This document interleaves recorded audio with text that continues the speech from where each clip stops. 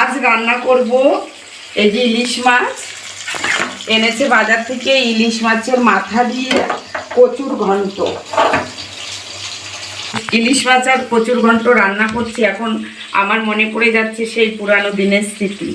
আমার বাবা বাজার থেকে ইলিশ মাছ আনলেই মাকে বলতো কচুর শাক রান্না করো। তখন আমাদের এই কচুর শাক, আজকে তো আমাদের কিনে আনতে হচ্ছে, তখন তো আর কিনা লাগতো না।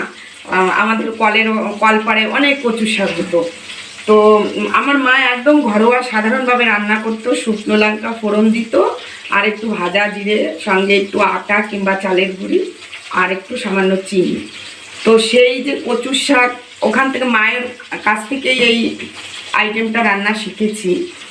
তো এখন বুঝতে পারি যে সেই কচুর শাক যে রান্নার যে স্বাদ, সেটা শুধু স্বাদ ছিল না, ওর মধ্যে ছিল অনেক ভালোবাসা।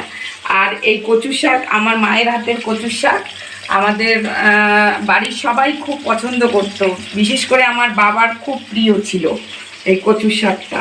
আজ আর বাবা বেঁচে নেই, মা আছে, কিন্তু এখনো মনে পড়ে সেই স্মৃতিগুলো।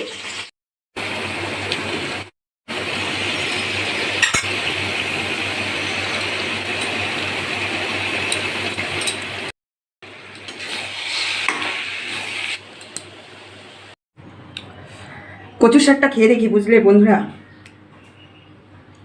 ও সেই মারাত্মক লেভেলের স্বাদ হয়েছে, সেই স্বাদ।